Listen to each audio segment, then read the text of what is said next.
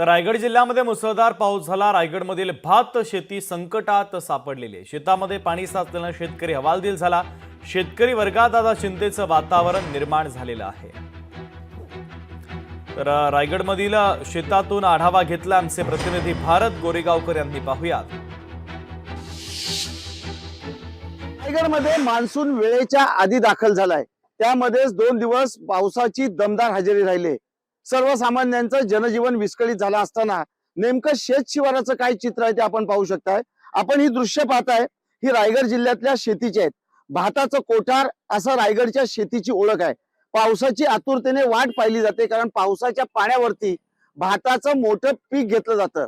साधारणतः मेच्या शेवटच्या आठवड्यामध्ये शेतीची मशागत केली जाते पावसाळी शेतीसाठी। त्याचबरोबर जून मध्ये पहिल्या आठवड्यात पेरणी केली जाते। मात्र आज जर आपण पाहिलं तर शेत शिवारामध्ये गुडघाभर पाणी आहे।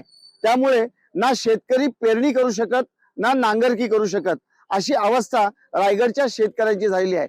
रायगडमध्ये जवळपास सर्वच तालुक्यांमध्ये अशाच पद्धतीचं शेत शिवाराचं दृश्य पाहायला मिळतंय।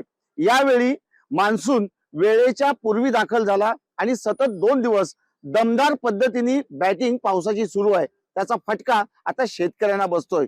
यंदा जोपर्यंत या शेत शिवारातून साचलेलं पाणी ओसरत नाही तोपर्यंत शेतीची कुठलीही कामं करणे केवळ अशक्य असल्याचं मत शेतकऱ्यांनी व्यक्त केलंय। त्यामुळे मान्सून पूर्वी दाखल झालेला पाऊस रायगडच्या शेतीला मारक ठरतोय की काय अशी भीती व्यक्त होते। व्हिडिओ जर्नलिस्ट ओम गोरेगावकर सह भारत गोरेगावकर, लोकशाही मराठी, रायगड। खरं तर आमचे आत्ताचे दिवस आहेत हे धूल वाटायचे, पेरणी करण्याचे दिवस आहे। इथं पावसाची गरज नाही तरी सुद्धा आमच्या शेतामध्ये गुडघावर पाणी साचलेलं आहे। या पाण्यामुळं आणि या पावसामुळं आमच्या शेतीचं खूप मोठं नुकसान झालेलं आहे।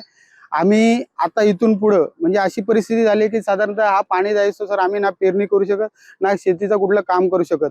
यामुळे आमच्या पुढील म्हणजे शेतकऱ्यांसाठी खूपच म्हणजे वाटोळे झाल्यासारखी परिस्थिती निर्माण झाली। त्यामुळं या पावसाचा खूप मोठा फटका आमच्या शेतीला झालेला आहे। हा अचानक आलेला पाऊस आहे आणि याच्यामुळं आमच्या शेतकऱ्याची बराचशी नुकसानी झालेली आहे।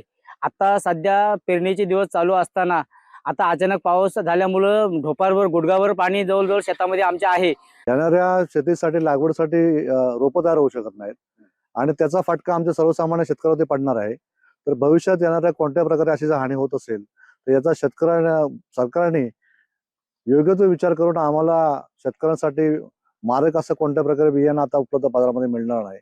आणि त्यासाठी आपण आपल्याला सरकारला विनंती करत आहोत की आपण निसर्गाच्या बाबतीत तर विचार करावा किंवा आमच्या शेतकऱ्यांचा जेणेकरून जो नुकसानी होणार आहे त्याच्या बाबतीत पुढील विचार करावा असं आपल्याला विनंती करत आहोत।